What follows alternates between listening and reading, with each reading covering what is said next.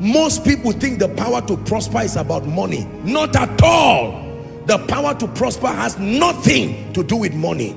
It only brings finances as part of the things it commands. The power to prosper is the grace that makes men to advance in spite of limiting challenges. If you do not have the power to prosper, you will never go forward. Any obstacle upon you will keep you. You know how the power to prosper works? It works in three folds. Number one, the first assignment of the power to prosper is to alter your understanding. It gives you a superior approach to life. Are we together now? The first place it influences is your understanding. Number two is your productivity, the works of your hands. Now let me pray.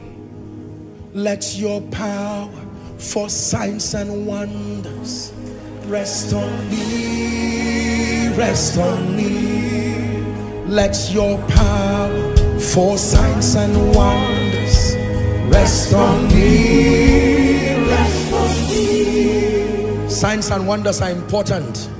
They help you reveal God to your world. When your life is ordinary, it is not worthy of admiration. It has to be always supernatural, always extraordinary. And that is the assignment of signs and wonders. That your life becomes a living epistle, a book that is open, that compels everybody to read it. Written in your life, written through the manifestation of signs and wonders, are the manifold possibilities of God as captured within your life. I pray for you, by this impartation. Years ago, I read a story, and I've shared it many times while we're in Zaria.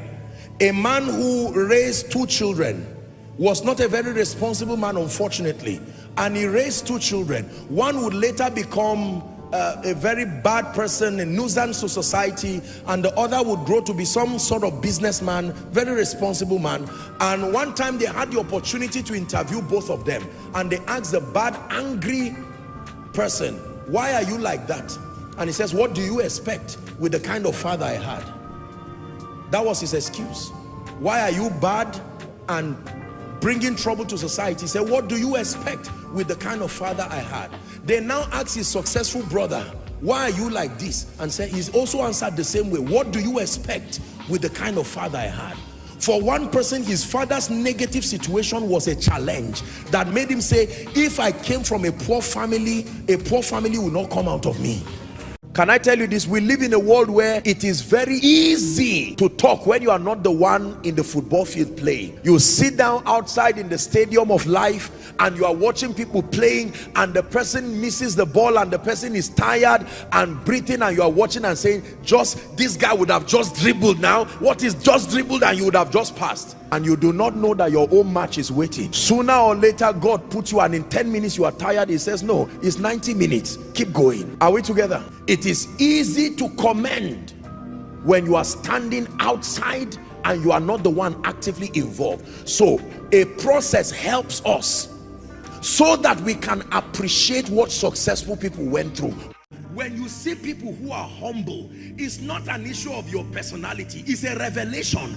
There is something about your nature that if you understand, the result of that revelation is humility. Humility is not an impartation. There is no impartation of humility. No. Humility is the resultant effect of a careful analysis of your life with God and without God. And you come to the conclusion that my zone of safety is to remain perpetually in the mercy of God.